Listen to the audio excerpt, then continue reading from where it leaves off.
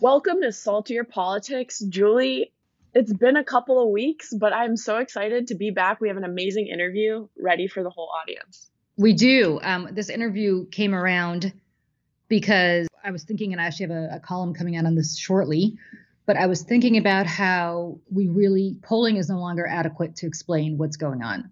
And it hasn't been since Trump ran the first time, for a number of reasons that we're going to get into with our guest, who's, by the way, a massively successful Republican pollster, a really, really, really great guy, and worked on both the Trump presidential campaign and also on the Christie presidential campaign, and is just a great interview. So I'm very happy to have him on the show. But how are you doing, Em? Because you and I had a really nice dinner last night. We hadn't seen each other in a while. We went to Russian Samovar, which used to be a big hangout in the early 2000s during the heyday of Sex and the City. And then you had a play to go to, I think. So you and I decided, along with a few other people, to meet not far from where you were going in the theater district in New York. And it was awful. I hate to say it because that place was so good back in the day, but it was terrible. And the service was bad. I ironically got tequila at the Russian place, but they only had Blanco tequila and not tell them. The Russians don't know tequila, so yeah, I mean, just plum vodka, which I highly recommend anybody. Actually, I think it's a good place to go sit at the bar if you're not eating any food. But I thought the food was really bad and the service was pretty poor. But we had a great time. That was one of the funnest nights I've had in ages and ages and ages. That was a really great night. And then afterwards, we went. I went to a play. How was the play? You went to go see Caroline and Change, right? It was quite good. It definitely was deep and a lot about race relations in the South, and it's only playing until January 9th, but it's by Tony Kushner, who wrote Angels in America. So ready for this year to be over. Right? Tough year. Well, speaking of tough, you lost your wallet before our meeting last this night. is actually ridiculous. I went to a store 2 blocks from my house last night, paid with my credit card. So I knew I had it then. Came home for 2 seconds, basically to say hi to my babysitter. And then immediately got on the subway. And the minute I got on the subway, I was like, where are all my cards? Where's everything? And it was gone. And I was like, oh my God. So I texted the babysitter to see if maybe I left them at home. They somehow fell out at home. Because my wallet was there, just the credit cards were all gone. And she said, no, they're not here. She looked all over. I called the store. That was all gone. So we get to this restaurant and I'm completely penniless without any kind of ID, without my driver's license. And by the way, in New York, you have to obviously show proof of vaccination before you eat inside. And so I show him my vaccine card, which is on my phone because it's digital on my phone. And then he goes, well, I need to see your ID. And I was like, I don't have my ID. And he's like, what do you mean you don't have your ID? I said, I just literally lost my wallet as I was coming over here. And he just thought the whole thing was very suspicious. He goes, well, I'm going to have to ask you to leave. And I said, I really don't think you should be doing that. So somehow I worked it out with him. But he said, we're going to get into a tremendous amount of trouble. And I said, I really appreciate that you are letting me stay here. And now I just gave them up on this podcast. So maybe I shouldn't have done that. But anyway, the point is, I then get a call from my doorman who says this very nice dog walker found all of my stuff, delivered it, did not want any kind of reward. And I texted her. I asked him to get her number, so he did. So I texted her when I got home last night, and I said, please send me your Venmo information so I could Venmo you a reward. Not even a reward. I could just pay you money for your time to walk all the way over to my house because she had my driver's license, so she knew where my address was. And she said, no need. I really appreciate it. Have a blessed holiday. This is what we do for each other. And so that's it. This total stranger, this wonderful woman. So it just kind of makes you remember there are really just very nice and wonderful people in the world who just do the right thing, which I think is so great. Exactly. And reasons not to be salty. Like that's the perfect pre-holiday story that just renews your confidence in humanity. Yeah. I mean, she was so wonderful about it. I was ready to give her $50 just for walking a few blocks to my house because I just was so grateful that I wouldn't have to cancel my car. You know what a The pain it whole is. deal. The whole deal. Or go find your license again. Getting a new license at the Go to the DMV is DMV just to get my new license, and obviously I can't wait for them to mail it, so I'd have to go like today. It would have completely screwed up the better part of my day, and not to mention having to rememorize your credit card number. Like all of that is such a pain. So I'm really, really, really grateful to this wonderful woman for doing what she did.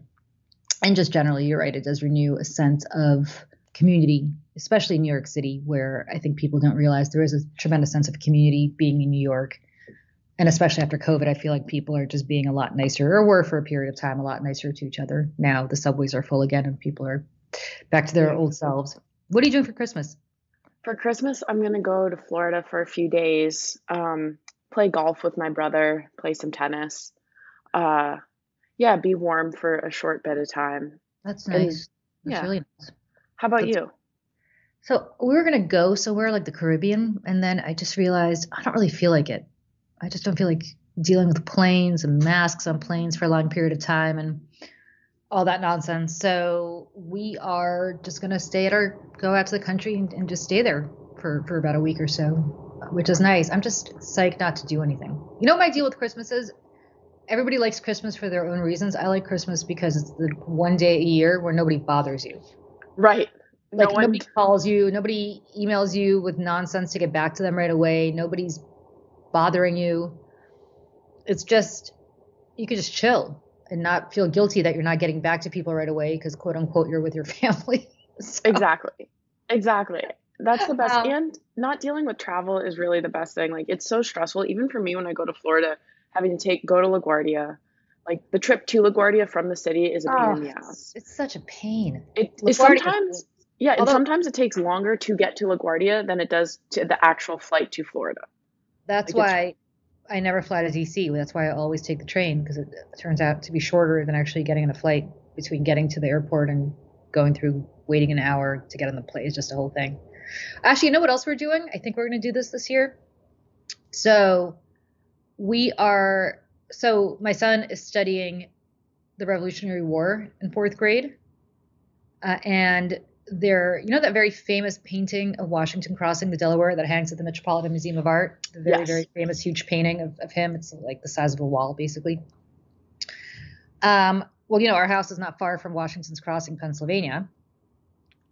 So every year they do a reenactment. And it's actually really funny. One of my best friends did a great documentary called Being George, maybe about 10, 15 years ago, which if you can find it, I highly recommend watching it. It's not too long. It won a bunch of Emmy Awards. But it was basically about the contest of the people in the area to become George Washington, because they do the entire reenactment of Washington crossing the Delaware. They literally get on boats from the area in Pennsylvania that's now called Washington's Crossing and take it across the Delaware River to a place in New Jersey now called Washington's Crossing, New Jersey. And they just reenact the whole thing. There's tons of soldiers and there's tons of, aides to Washington and the people in the boat with Washington who obviously were in the famous painting. But being selected to be George Washington is a humongous deal, and it's this really cutthroat competition. And if you watch this documentary, it's hilarious. It's like a reality show and just a tragic comedy all in one.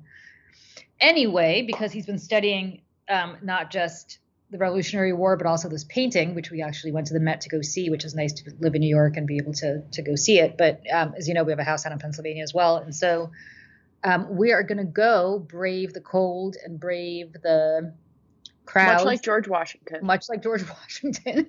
Pre-global warming George Washington. It was a lot colder for him. I believe it snowed that night. Or that morning, I guess early morning. But we are going to go to Washington's Crossing.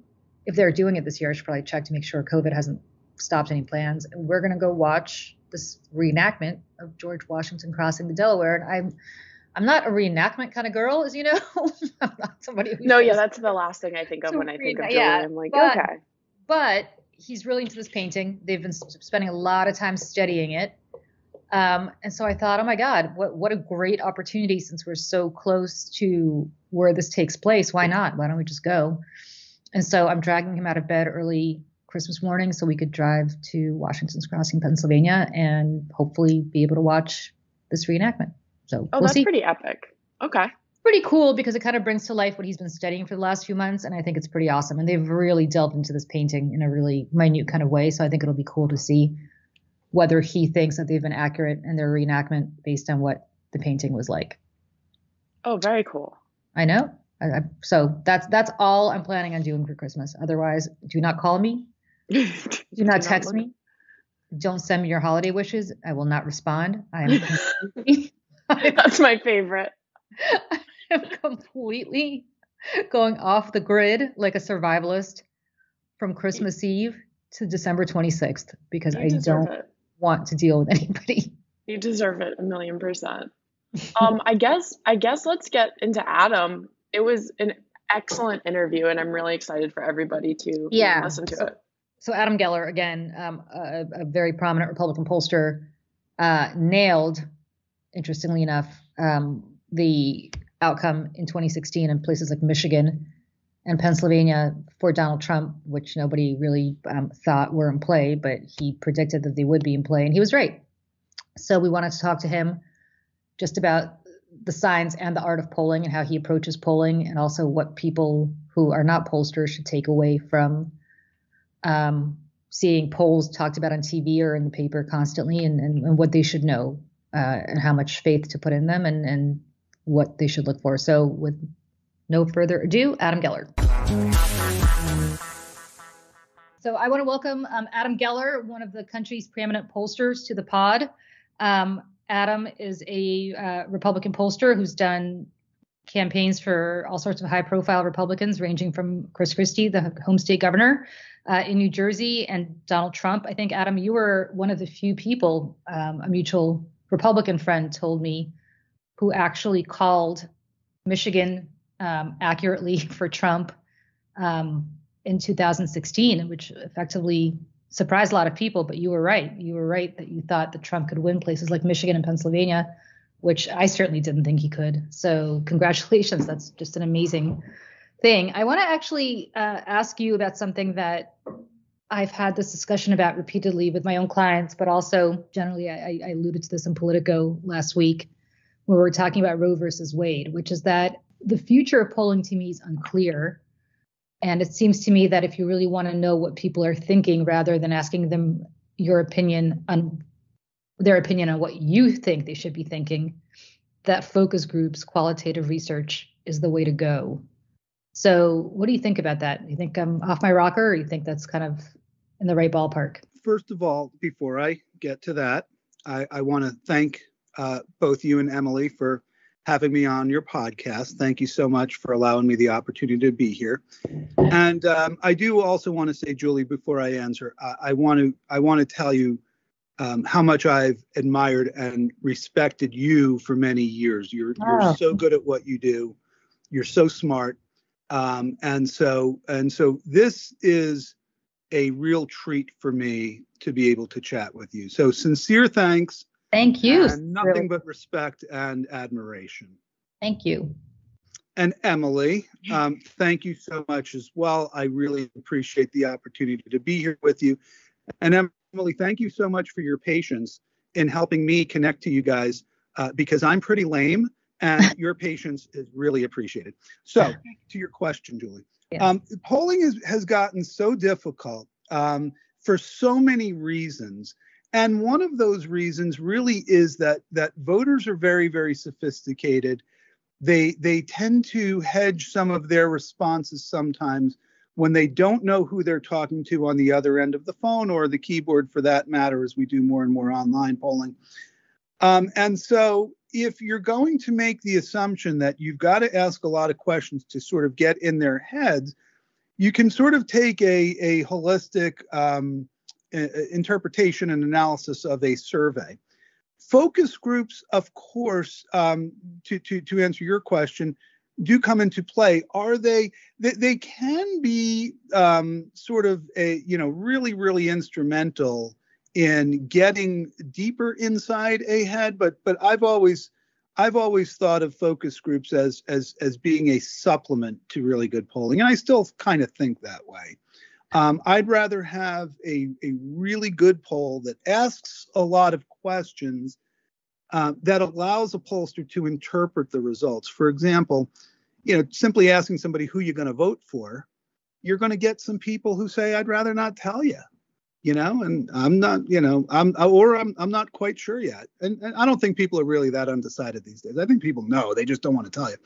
But by asking a lot of other questions and really interpreting the entirety of the poll, you can kind of figure out who those hedgers are, where those people are going to go.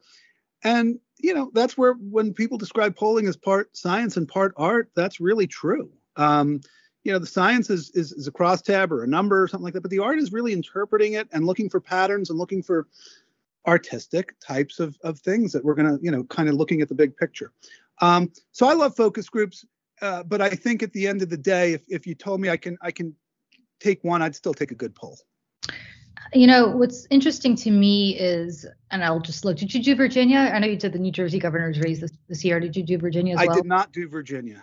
So here's what struck, now let's focus on the New Jersey governor's race. What struck me about that race is every poll, I think except for yours internally, I heard from some of my Republican friends, but every poll that was publicly available had the governor of New Jersey, Phil Murphy, leading by double digits. New Jersey had over a million more Democratic voters than Republican voters in the state. There was really no reason to expect this race on the face of it to be anywhere as tight as it turned out to be. However, I conducted, not myself, but I observed several statewide focus groups earlier this year. And what I found was very interesting. I found that there were certain cohorts of the Democratic quote unquote base that were not as responsive to Governor Murphy as polls would indicate they were. And so much so that I remember turning to somebody who was with me and saying, oh, I think he's in a lot more trouble than we think, and a lot more trouble than polls realize. And that was, I would say that was late winter, early spring that I saw that trend. And yet no poll reflected that. I'm wondering whether polls at this point can test, and maybe that's something that's analogous to what you saw with Hillary Clinton in Michigan and Pennsylvania in 2016 on the Republican side. I'd love to hear your thoughts on that if you're able to talk about that. I know a lot of the stuff that you do for clients is obviously proprietary, so you can't talk about it. But what's fascinating to me is I have the sense that if you only ask voters what you want to ask them, which is give me the choice between candidate X and candidate Y, or in some ways, let's test the intensity of your feelings towards candidate X and candidate Y, or issue X or issue Y. It doesn't get to actually allowing voters to have a real discussion about what they think is important, what they think is a priority, and therefore kind of misses the end result, which is the intensity of support for either that candidate or that issue. I'll use another example. Roe versus Wade is a great example. Polls through the roof. I mean, through the roof. And it sounds, a lot of my Democratic friends think I'm very cynical with what I'm about to say, but polls through the roof. I mean, the vast majority of Americans support maintaining Roe versus Wade. They support potentially curtailing some access to abortion for some people, but certainly, or in some stages of pregnancy, but not overall the access to abortion. And yet when you when you poll that question, it goes through the roof. But yet when you sit in focus groups and you ask voters what they think about Roe versus Wade, at least from what I've seen in the recent, few cycles that I've seen, never pops up. It's just not an issue. So to me, if you're a Republican in Texas, where actually the vast majority of people in Texas, both Republicans and Democrats, support a woman's right to choose, especially for cases of rape and incest. I think in Texas, something like close to 60% of Republicans support abortion in cases of rape and incest. And yet this new Texas law doesn't permit that. If you're Governor Abbott in Texas and you're running for re-election and you see that kind of poll, you might think, oh my God, I can't go this far with this kind of legislation, until you realize that voters actually don't vote on this issue. They're just not that intense about it. It just doesn't matter that much to them when it comes to who they're going to pull the lever for. And that's not to get into debate over abortion or into a debate over Governor Murphy. It's to simply say that I feel like polling doesn't capture in some ways those kinds of warning signals that a lot of candidates should be looking at, but sadly don't want to spend the 2 hours sitting through a focus group. It's much easier to look at crosstabs and get your opinion decided based on whatever you see in those 30-second crosstabs. Julie, it sounds like the focus groups that you were able to participate in, or to watch rather, were really well done and well constructed. And so kudos to the focus group folks who were doing those things. Now, I do love focus groups. So to go back to my previous comment, focus groups really do have a good place in survey research. For that reason, you can dig in a little bit. I like to moderate focus groups. In fact, it's one of my favorite things to do, because when I am moderating, I feel like I am a part researcher, part talk show host, yep, and part performance artist. You have to have a strong personality, and again, this kind of methodology 101, and it's not really your question, but you have to have a strong enough personality to, ask somebody who might be particularly vocal to let other people have a chance and so forth. So the focus groups really can be very, very helpful. I also think that polling can be helpful if you are kind of taking the approach that you need to take with the polling. And it does, I think, begin to come to your observation about how much of it does it capture and how much of it is actionable. There might be people who are pro-choice, but are they single issue abortion voters, or are they really concerned about other factors that weigh more heavily? And you said something in your question that to me I'm always interested in, which is talking about the way that people think. And so the way that people think, what I've observed, is slightly different sometimes from the way people feel. There's a really emotional aspect to a lot of decision making these days. And so when I'm in a focus group, a very subtle difference between when people say, well, this is what I think, versus when people say, well, this is what I feel. When moderator Adam Geller hears that, what I really hear is, when you think something, you can change your mind. People change their mind. Politics, a lot of time, political campaigning is about persuasion and trying to change people's mind. But when you feel something, it's not quite the same thing. You can't change somebody's heart, right? I might be able to change your opinion, but I really can't change your belief. I can't change your fundamental values. I can work with what you're giving me in terms of what your opinion is, and I can try and understand you, where we can then formulate a political strategy, or for that matter, even a marketing strategy. But it does come down to really understanding how deeply some opinions are held. And it comes down to whether it's a thought, an opinion, or a belief and a value.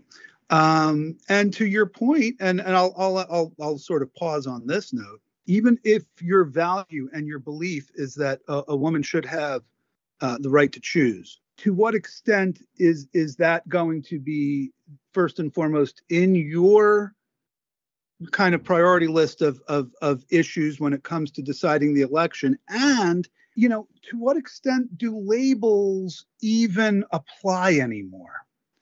I've kind of come across an interesting finding. What does pro-life and pro-choice even mean anymore? And here's the example I would give you. In New Jersey and in Texas, voters are very, very different. Well, I might say, not me, I'm not Adam Geller, but as an example, someone might say, well, I'm pro-life, except in cases of rape or incest or to save the life of the mother. Well, then somebody else might say, wait a minute, hold on. You just said you were pro-life.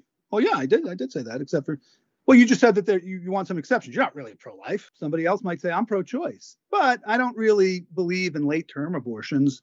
I think that there should be a certain cutoff there. Well, hold on, time out. You're either pro-choice or you're not pro-choice. The labels start to conflict.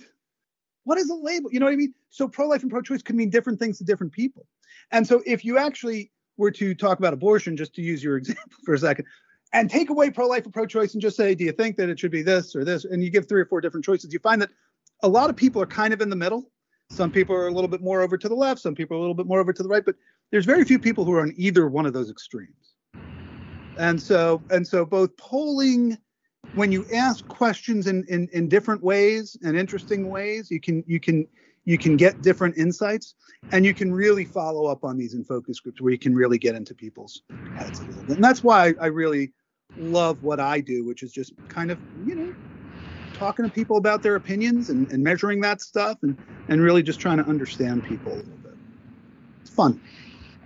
And tell me then what you were able to glean based on everything you just said, which I think is really fascinating. And I agree with you that we tend to segregate people based on black and white issues when there's so many shades of gray attached to everything. But Right.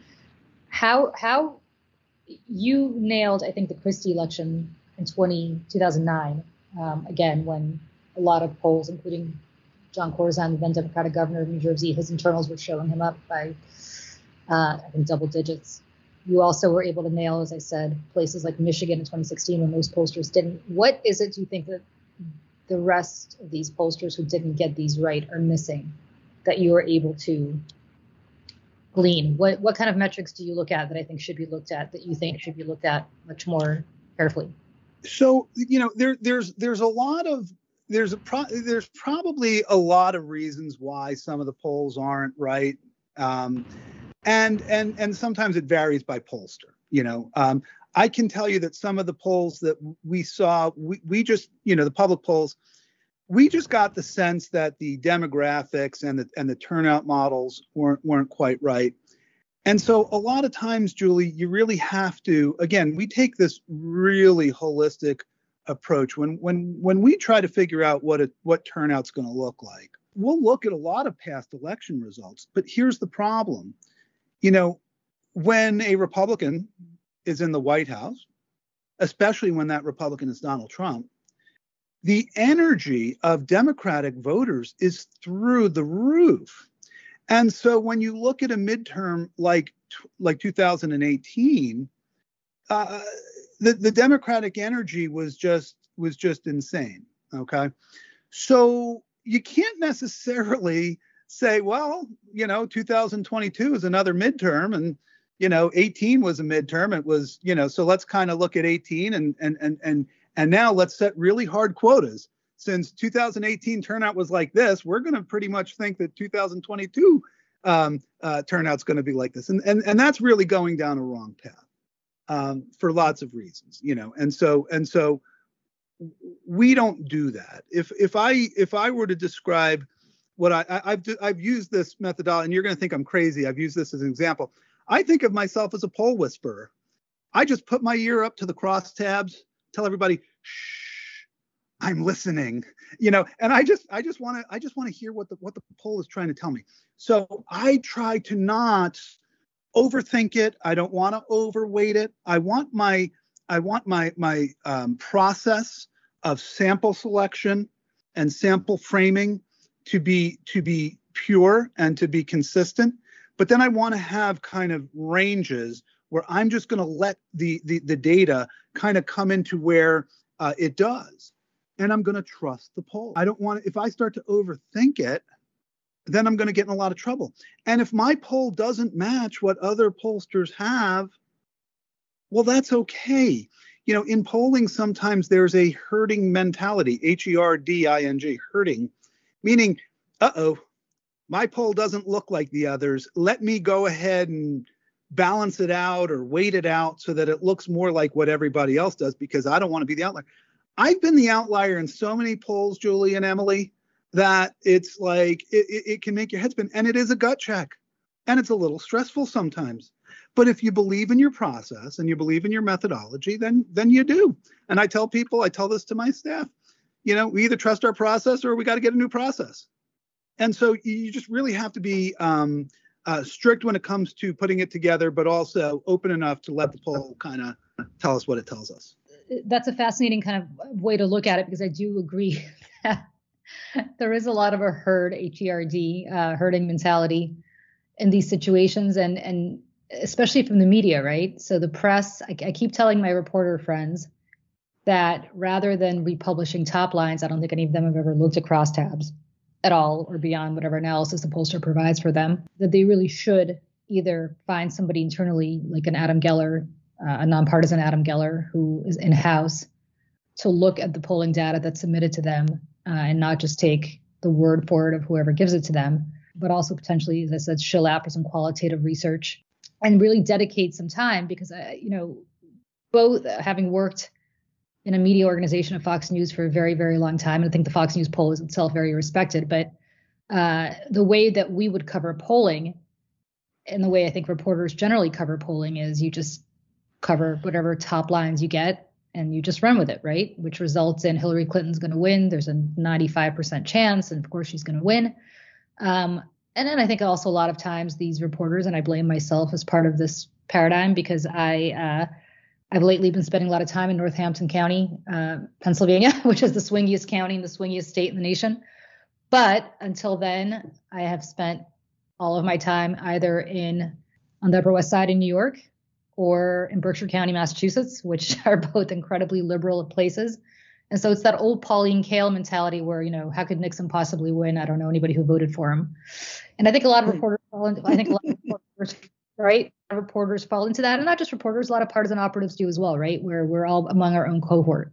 We don't spend much time talking to the other party. We don't live among the other party. We don't spend a lot of time talking to the other party. And even if somebody's in the other party, quote unquote, they're kind of like us, right? Like my cohort is predominantly white, college-educated people, regardless of which party they belong to, because that's who I am, and that's what my cohort generally is. And I think that's the case also for a lot of Trump supporters on the other side, where, of course, they don't know anybody who didn't vote for Donald Trump. So how could Joe Biden possibly not have stolen this election? Because everybody they know voted for Donald Trump, and everybody on TV tells them that everybody voted for Donald Trump because that's all they watch. Right. It's a bipartisan affliction. And the media, I think, really kind of falls into this trap a lot of times. And so to some extent, for lack of plopping somebody like me down, as I said, I had the advantage of being at Fox every day for many years. So I actually was plopped down in an alternate universe for a good chunk of the day every day. Right. But that aside of plopping somebody like me down, this liberal Democrat from New York City in the middle of Texas or Mississippi, or plopping somebody from Texas or Mississippi here on the Upper West Side, I don't know that people really grasp what's happening unless they do have that kind of exposure, even to, as you said, to crosstabs that they can read and understand, or simply they observe focus groups of people that don't necessarily think like them. I'll give you one great example. A focus group that I was lucky to participate in a few months ago, it was a Latino focus group, and we asked them about this is a New Jersey focus group, asked them about driver's licenses for undocumented workers. And also in-state college tuition for undocumented workers, because that seemed to be, whether true or not, the governor's big pro-Latino plank, for lack of a better description. Well, first of all, they were incredibly offended that anybody was grouping them with undocumented workers. A lot of Latinos did not even consider themselves to be people of color, quote unquote. Some of them considered themselves to be white, which is, especially people of Cuban descent and others.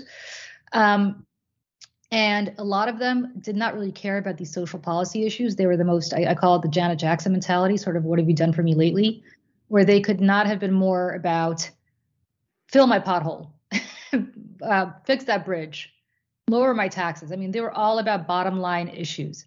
Mm-hmm. And unless you sit through and you actually listen to people saying that, regular folks who are not in the weeds the way the rest of us are, who do this for a living, I find that you really have no concept of what's important to this cohort that you're claiming to represent. I don't know what your thoughts about that are, or how we fix that solution, short of forcing everybody in the media and everybody who is a diehard believer in their own views on life to sit through those kinds of focus groups.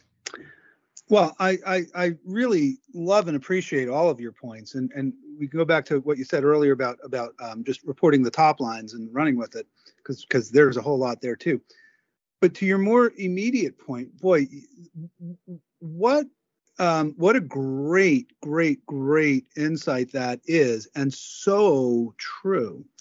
The reality is that we're all in these little echo chambers, and we're all kind of talking to our own cohort and saying things that everybody else is saying and everybody else wants to hear.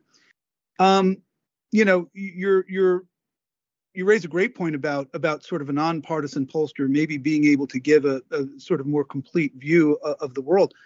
I love the idea, though, of first of all getting back to like dialogue. You know, the problem that we have right now is nobody wants a dialogue. Everybody gets pissed off at each other. Everybody gets angry at each other. You know, if I were to come on, you know, to a more liberal cable television station and I were to present poll findings or something like that, sometimes people might not even hear what I have to say because they'd just be so pissed off that I'm there. But it's not just, and that's just an example, because the same thing would happen on a Fox News or one of the OANs or something like that. If you bring a sort of a well-known Democratic pollster on who's going to give that interpretation, it would be met with fury. You know, so we're not listening to each other. We're not even dialoguing. First of all, let's get back to that. And secondly, well, you know, I love the idea of being able to, if not a nonpartisan, but a bipartisan, work with other, you know, work with somebody from the other side of the aisle and come up with some cool, interesting findings. I'm sorry, Emily.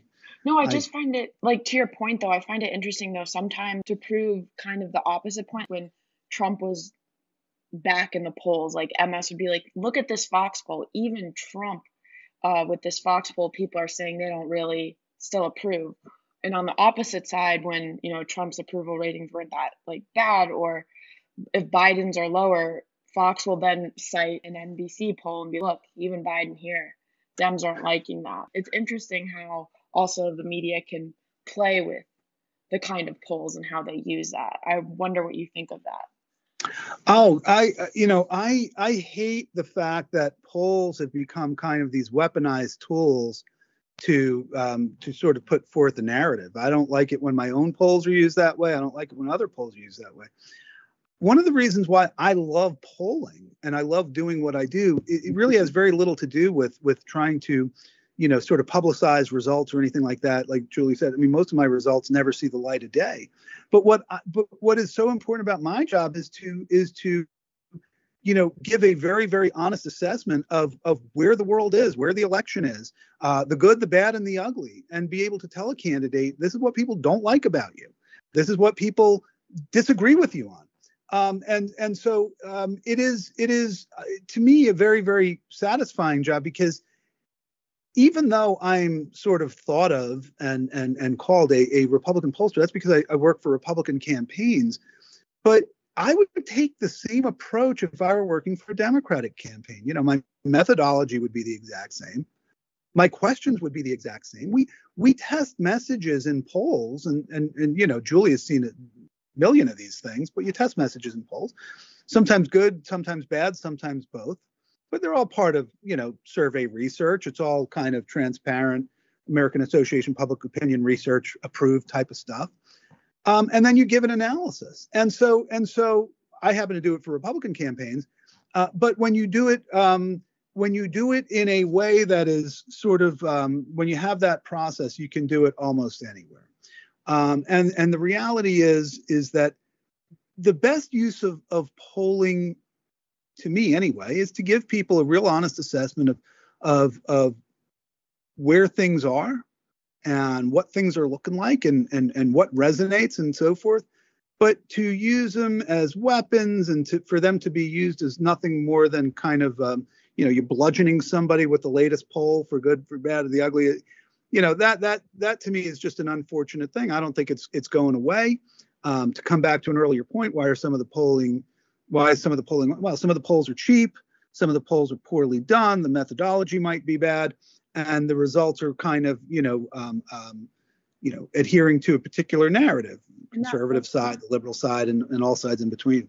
And there was another point. So there's so much nuance in your job. So what are the biggest lessons that you have learned that you would tell a young Adam when you just got into this job? Because, like, you really seem to get the small little nuanced levels that really, I think, makes your game so much higher.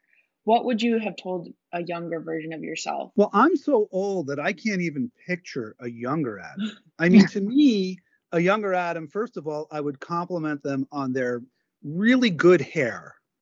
But that's not really what you're asking, I suppose.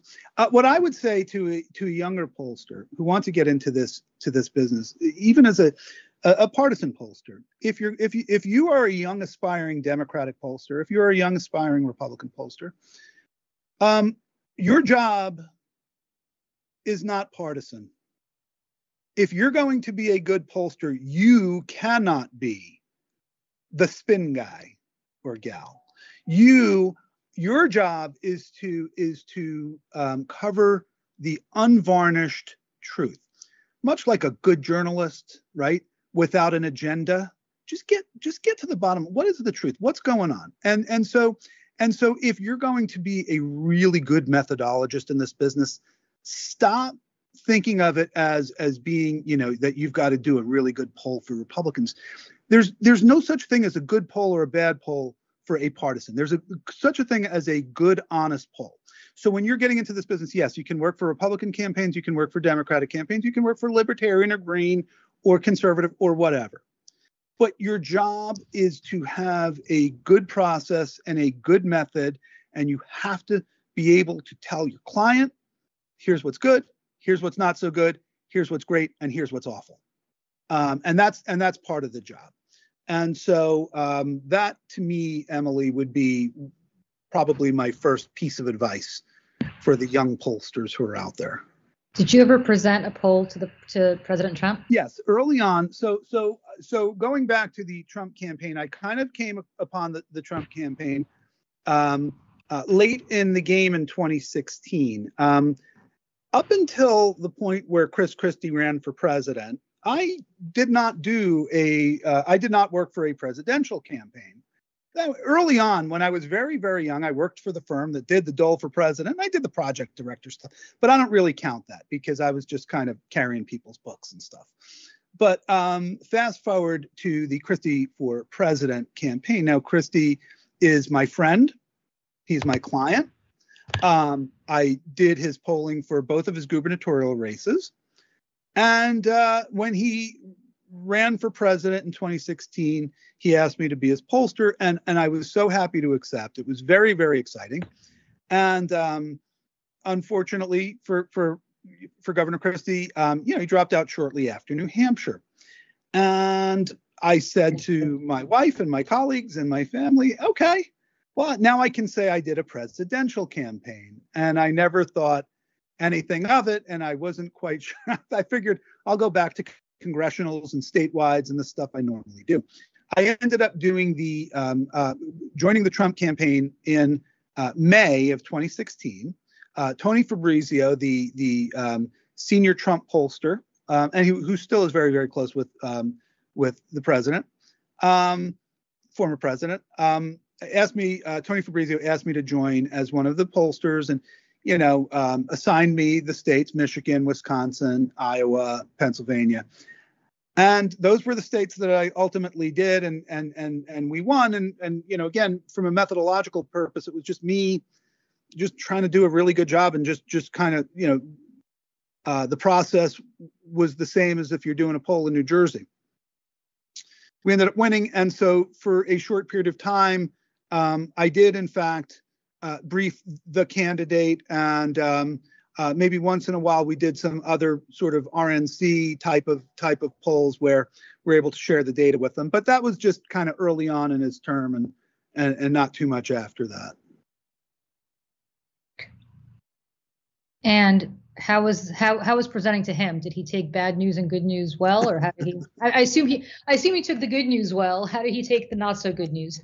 Well, there are some people who would prefer to only give him good news. And there are some people who would prefer to never give him the bad news.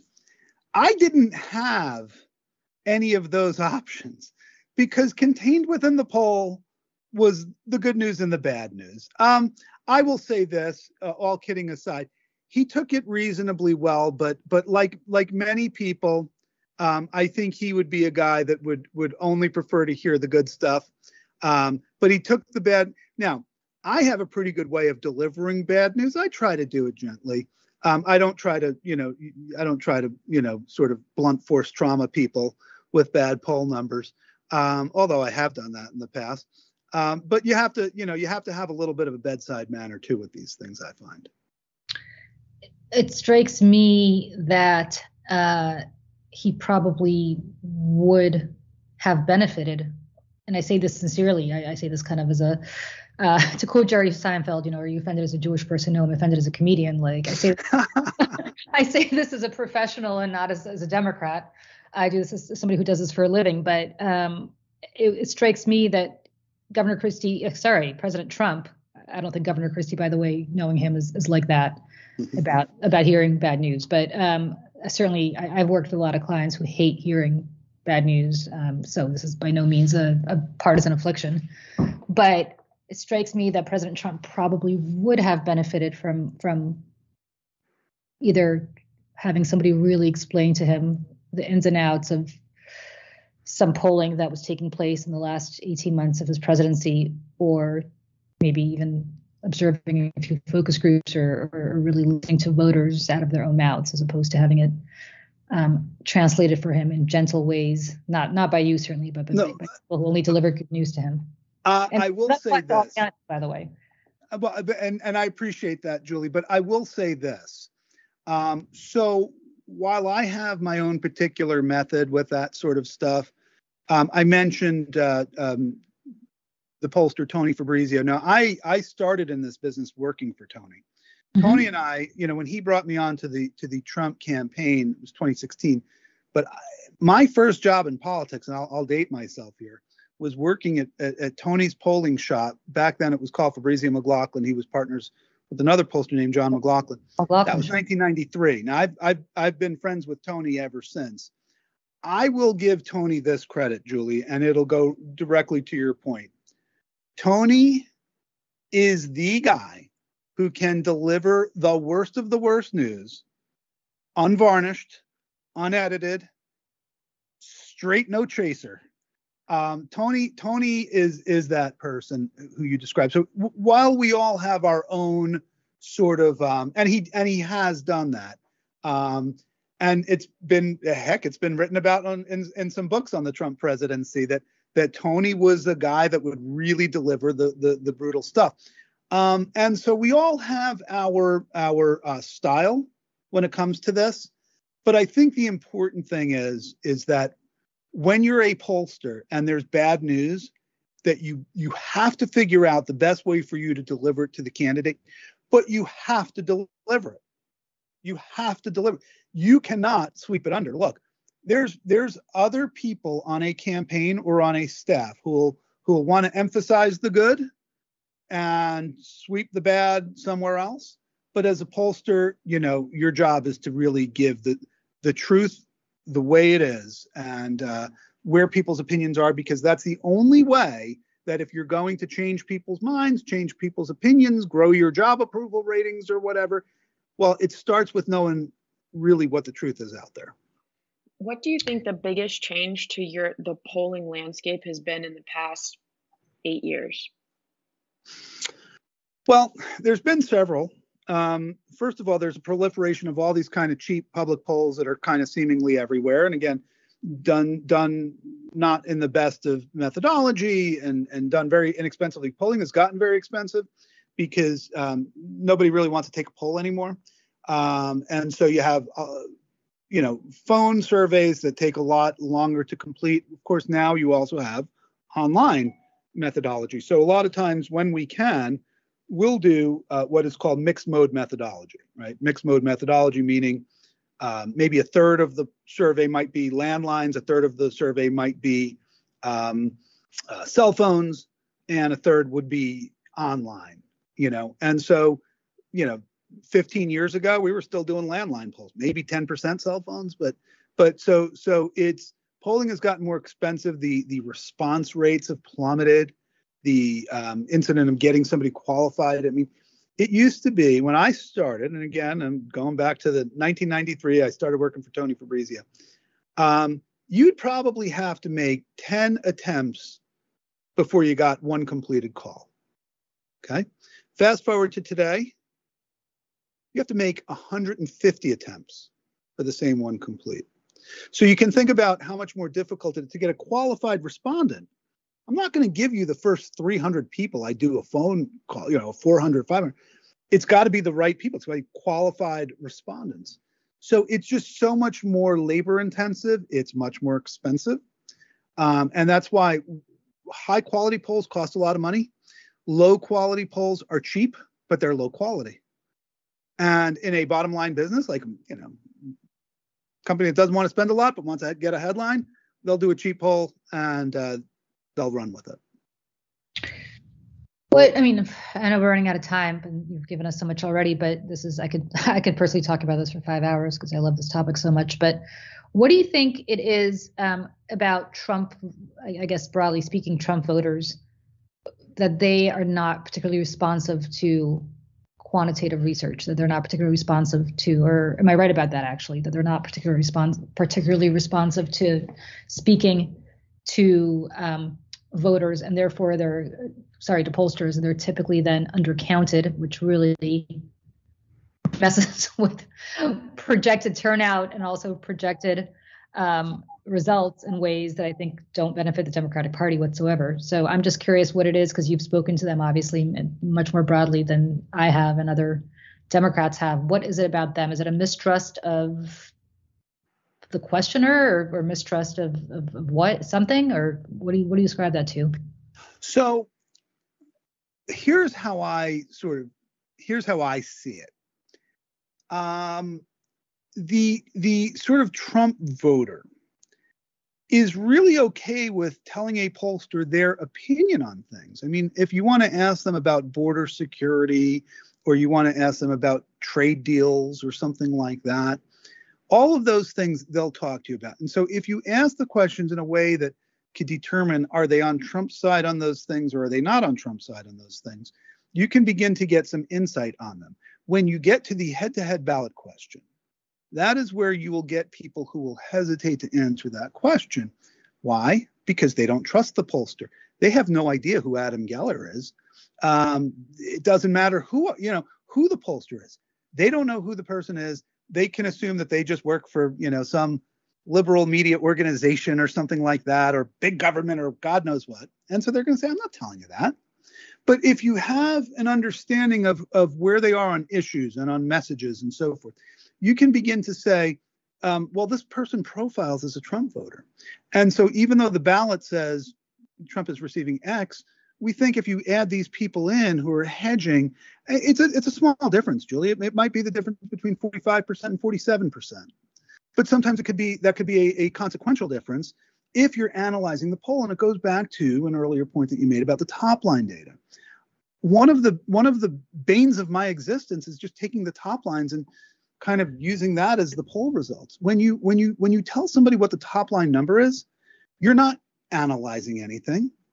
You're simply reporting what the top line data says. And when you're reporting what the top line data says, you're including undecided voters. Let me give you a quick example. I'll do a poll, and the top line is 40% for candidate A and 40% for candidate B. Great. Well, 40 and 40 is 80. There's 20% undecided. Let's just assume that there were no don't know, refuse, blah, blah, blah. So 20%. Well, my job as a pollster is to figure out who that 20% is and which way they're going to break. Because here's what happens. Let's be very, very basic in this example. Let's pretend that all 20% of those people are going to go to candidate A. So even though the poll says 40 to 40 with 20% undecided on election day, suddenly the race is 60-40. Oh my God, candidate A won by 20%. The poll was wrong. No, the poll wasn't wrong. The reporting was wrong. The analysis was wrong. If the pollster looked at that 20% undecided and said, I know y'all are going to think I'm crazy, but that 20% is all going to go to candidate A. I'm telling you, here's why I think that.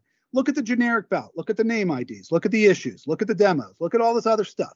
When I do all that stuff and I really analyze the heck out of that 20% undecided, here's how I see them going.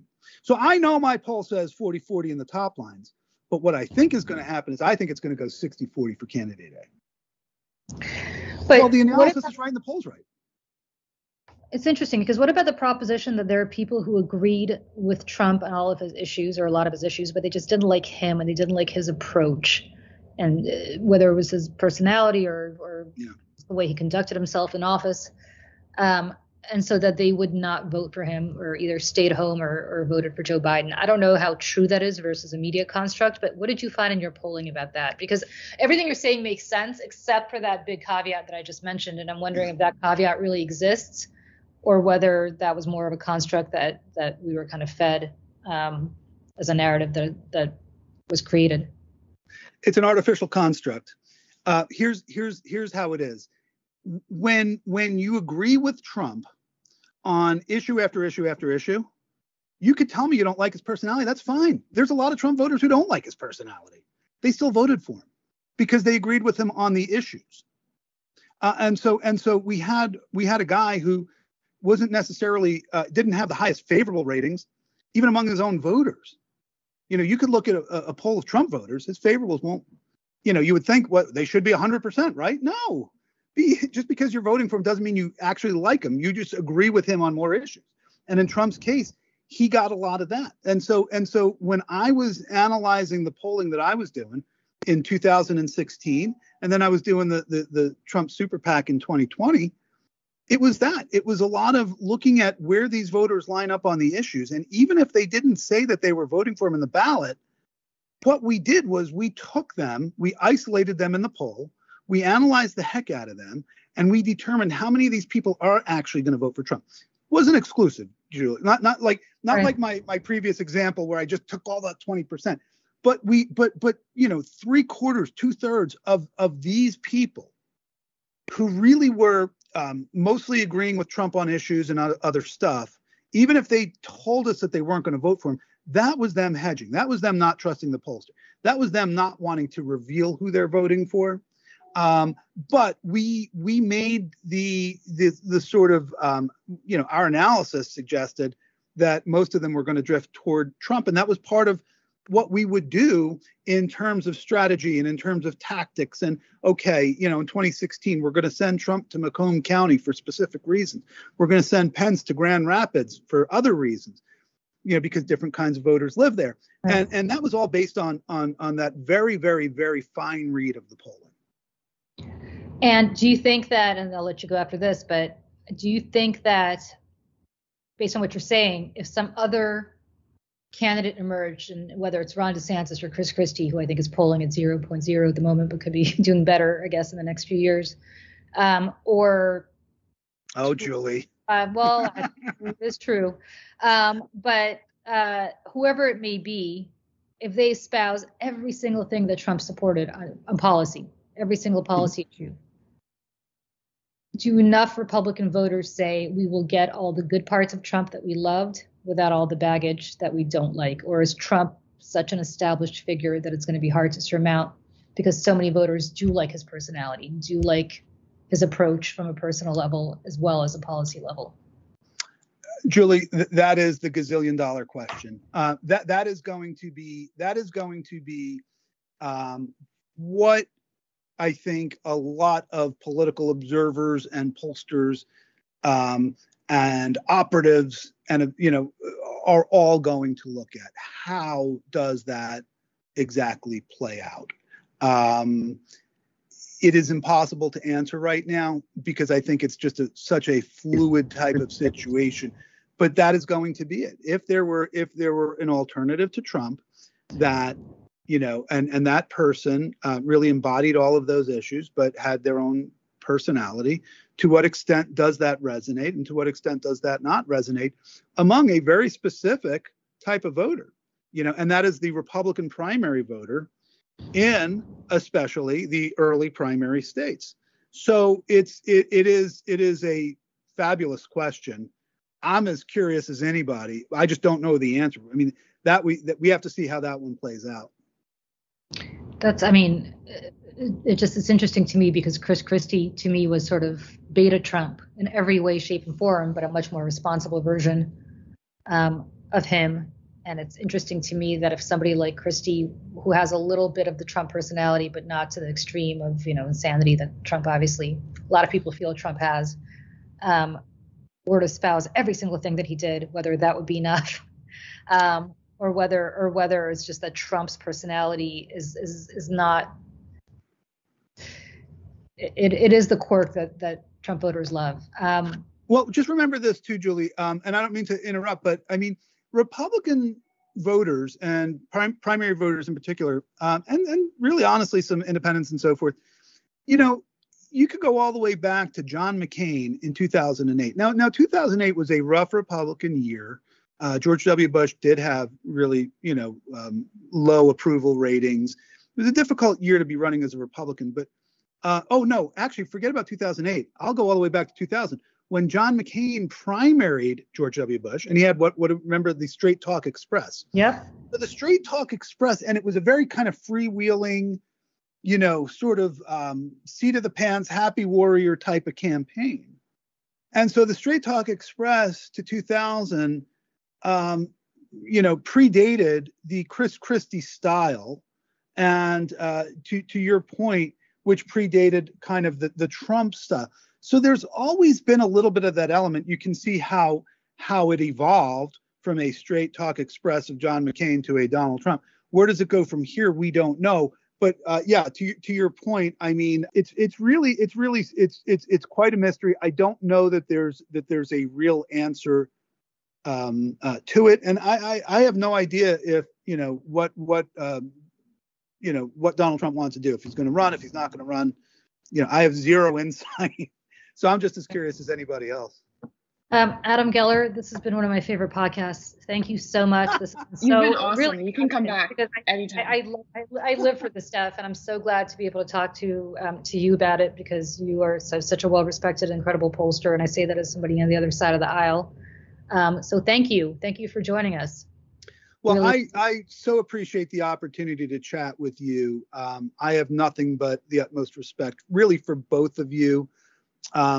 Emily, keep doing what you're doing. It's really so important, and Julie, obviously, look, Julie, I would say good luck on all your races, but then I'd be jinxing myself, I guess. We'd be working against each other, so it won't work. Julie, but you're so good at what you do, and I meant what I said before. I appreciate the opportunity so much to sort of share some ideas with you guys, and I would look forward to chatting with you again anytime. Really appreciate it, Adam. Thanks so much. Thank you. Bye.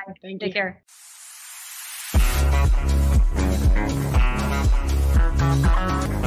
Julie, what an amazing interview with Adam. I loved the question you asked him about what it was like to present polls to Trump. Yeah. That was a clutch question. I was like, oh my gosh. Because he's just great. He's wonderful. And what I love about our podcast, and generally what I love about our life, is that we're able to talk to people on both sides of the aisle and have great conversations with them, because I think there's a lot to learn when you have respectful conversations on both sides of the aisle with people. Adam and I have worked on several campaigns against each other. I'm obviously not a pollster, so we're in different capacities, but that's not even the point. The point is that he's an incredibly accomplished, respected person in his field, and should be a respected person, and I believe is, in his party, and also respected by people like me across the aisle who understand what a completely worthy adversary he is when he's polling for the other side and the other team. So I was super, super happy that he was able to come on and take some time to talk to us. I know he's very busy these days, so that was really nice of him to do. Yeah, and again, I think it's important to see people have conversations like when you are at Fox, just where you can have Democrats and Republicans having an actual dialogue. Do they still have that at Fox, do you think? I don't, it's few and far between. Yeah, I don't know. It was just lovely to be a part of. So Julie, Chris Wallace is to work with you at CNN. I know. So I guess the dialogue is going to continue wherever I guess I go. That's probably the consistency. That's true. You, it's interesting because you work for Shep Smith at CNBC, and now you're working at CNN Digital, where Chris Wallace is going to have a show. So you're kind of following the real journalists out of Fox to wherever they may be going now. I know. I guess just follow Emily. Yes. Exactly. But Julie, what? Nobody left, I think, for you to work with anymore over there. But yeah. What is making you salty? What is making me salty? A lot of things are making me salty. I'm trying to not be that salty at the end of the year. But you know, Oh, well, you did have an epic tweet about the Christmas tree at Fox, that I lighting did. on, or wait, I think, right, I think you said something about it, or I don't no? remember anything about the Christmas tree. I mean, I remember the Christmas tree got burned down, which is obviously awful, but it's not like Fox isn't burning down democracy every day, so a little different there. That was not my tweet. I just wanted to throw that out. I'll tell you what is making me salty, although it's not making nearly enough other people salty. Did you see the polar ice cap was basically about to, about to the ice shelf in the Antarctic is about to break off, which is That's not great. well, it's beyond not great. They think pretty much within a generation there are going to be low-lying areas of the world that will be underwater, and not just like far-off islands, but who knows what's going to happen to places like Miami and other places in your home state of Florida that are low-lying and on the water. So, look, I get it. People only care about it's not they don't care about these issues. They care about them conceptually, but they don't care enough about them to vote on them because it's not directly affecting them immediately. And I get that. A lot of people have a lot of stuff going on that's really an immediate crisis, like not having enough money for gas or for, transportation or food or clothes. And obviously inflation's happening. I mean, it's not a great time these days, but like, this is a big deal. It just is. It's just a huge deal. And for all the years that I was at Fox, all the time that it was almost like gospel that, oh, there's no such thing as global warming. Look, it's really snowing here in New York City in January, record snowstorm. So clearly global warming isn't a thing. Ha ha ha. It's a hoax. It's a hoax. So many people were convinced of that. And what they don't get is that they were convinced of that because a lot of really rich people were really well invested in fossil fuels, and it was in their interest to convince the public of that. And all of this misinformation goes to just the detriment of our future, of everybody's future. And it's really, really frustrating because like there are things that could have been done to prevent the acceleration of this. Yeah, and now it's almost too late. And it's terrifying. And it may be that we'll all be dead by the time this really has a massive effect, but not really, because if you look at the increase in hurricanes, the increase in tornadoes, the increase in just horrible, tragic weather events, it's affecting people now. And then the other part that I love is like, well, yeah, but it's not man-made. We've had periods of ice and global, warming and ice age and all this other nonsense. Like, no, it is man-made. It is man-made because of all the carbon that we emit. It's just a fact. I mean, it's not even, I'm not saying this because I'm qualified to say it. I'm certainly not but neither are people like Sean Hannity, right? Like none of us are climatologists. None of us are scientists. But the people who are saying this. But it's not getting through to a huge chunk of the population, and it's not getting through because it is in the interest of the people who peddle this nonsense to them, financially in their interests, to convince them otherwise. And I think it's awful, and it's awful for the planet, and it's awful for the planet's future, and it's awful for us personally, and more importantly, our children and our grandchildren. And that's really what's kind of terrifying to me, making me salty, but not even salty, just making me sad because I don't see how it's going to change. Well, on a similar note of what's making me salty, a friend recently went to a white elephant Christmas party and got Robert Kennedy's white elephant Christmas or like you just like get or a Secret Santa or you just get random gifts and you don't know what you're getting and you open it and then whatever that gift is, you're kind of stuck with it. But she got Robert Kennedy's book about who is Dr. Fauci, and oh my God. Yeah.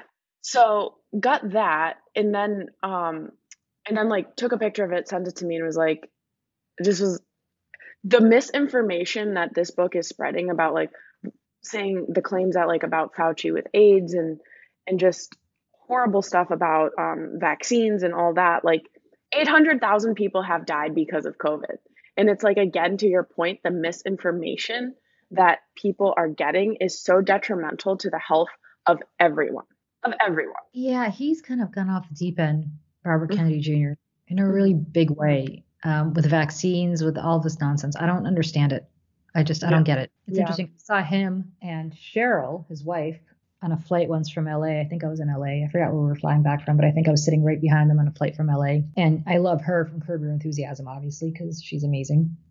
Cheryl Hines.